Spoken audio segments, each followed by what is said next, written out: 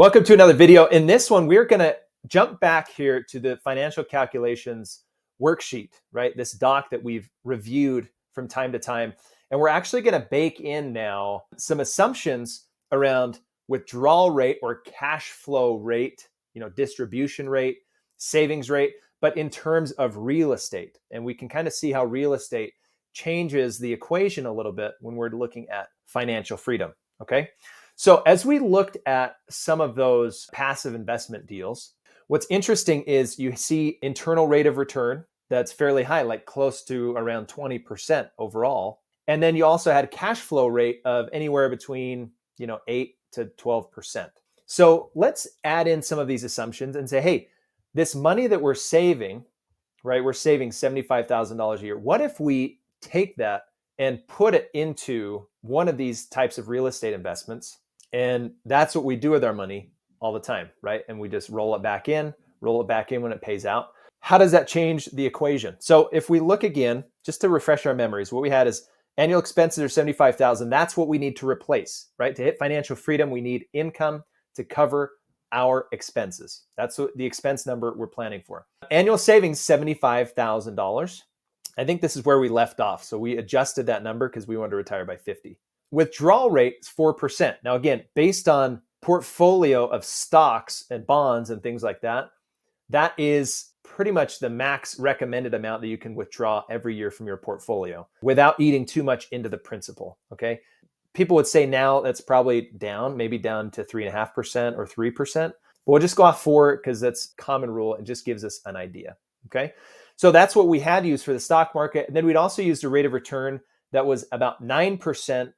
That was, if you guys remember looking at some of the different funds and mutual funds and index funds and things like that, a 9% average annual rate of return over the long term is fairly reasonable, right? S&P 500 was a little bit higher than that. And so fairly reasonable rate of return if you're being aggressive.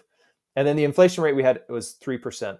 So our overall inflation adjusted rate of return was about 5.8%, okay? So that just gives you a refresher. So what we're going to do now is we're going to switch this up and say, what if we put these things into real estate? How does this change the game? All right. So in this scenario, we needed $1.875 million, right? $1,875,000 to be able to retire, right? Hit financial freedom, I should say, work optionality. And that would, if our portfolio kept growing at this rate and we would withdraw at 4%, then we get our $75,000 a year. Now, likely, this is not a perfect calculator, right? Likely at the point where you actually do retire, you might actually tone down the risk here a little bit when you're actually drawing money, right? But that's the number you need to get to. After that, if you tone down risk a little bit and have, less than a 9% return, maybe you have a 7% or 6% return, it'll just grow a little bit more slowly, but you're still going to hit the point where you have enough to draw 4% from your portfolio. And that is the number you need to meet your expenses. Okay, so let's think about some of these passive deals that we saw, some of the cash flow numbers, and go from there. So let's say if we have 8% cash flow rate. Well, let's move it to 10 to keep numbers easy. So 10% cash flow, right? That means distributions coming out, rental income that's coming out, 10% of money invested. So let's move this to 10. You can already see a significant change, right? We were retiring at 50, now it's 43. Okay. The funds needed is only $750,000. That's pretty drastic. Like that one variable is massive. Okay. Now we can keep the rate of return at 9 because if we count an internal rate of return of 20%, 10% of that is cash flow, maybe 10% per year is appreciation. So we'll keep that there at 9, and that would get us to about that number, assuming all of those are executed properly and things like that. Okay. All of a sudden then, we're 35. We're saving this amount. By 43, that's 8 years, we could have enough in our portfolio to have 10% cash flow coming out, sustaining our needs and covering our expenses while the actual asset, the real estate, begins to grow. That's a pretty big deal. That's way quicker, right? It goes from 15 years, cuts it in half, puts it at less than 8 years, right? Between 7 and 8 years for that. So real estate can be great from this standpoint, right? You can really replace income. Now, in these intervening years, what you would do is likely you would take your cash flow and you're not going to use it for your expenses because you have a job or your business or whatever that's funding your expenses. Any cash flow that comes out, you accumulate it and you roll it into another deal. Okay, so you actually might be able to get there a little bit quicker because your rate of return at that point would be closer to a true, 18 to 20% return annually, based on those numbers. Again, I'm not guaranteeing anything. Numbers can be really different, but just based on some of the deals that we looked at, then your annual amount is closer to 20%. And so if we put this at 20, because you're taking the cash flow and then you're rolling it in and investing that, right? And then it kicks off more cash flow and you're taking that cash flow and you're investing it again.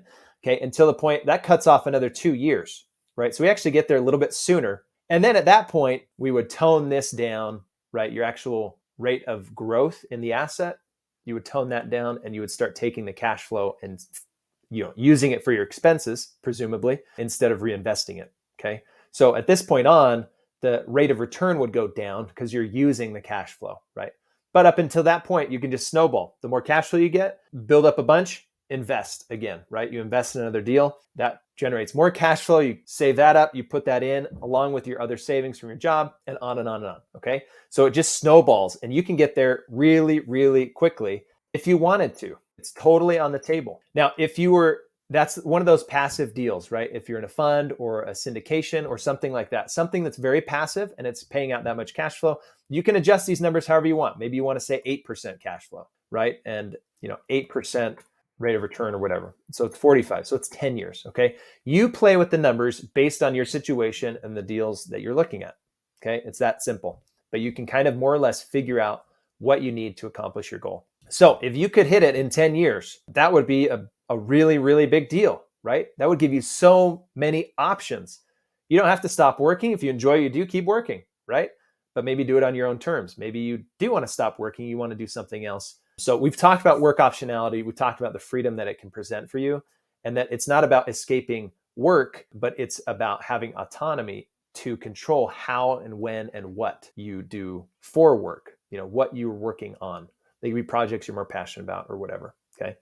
So I thought this would be a helpful exercise. You can go through and check this out. If you do a, more of an active real estate investment strategy, right? Where you are on the ground, like you're acquiring the properties and so forth, the numbers might change a little bit, right? Maybe you're able to get a little bit of a higher return potentially. Maybe it's lower. I don't know, but you're spending more time doing it. So you got to weigh that as well, right? What is the benefit that I'm getting versus the time I'm putting in? Is this how I want to spend my time? If it's passive, no problem, right? You're just saving the money, investing it, and thinking about it again.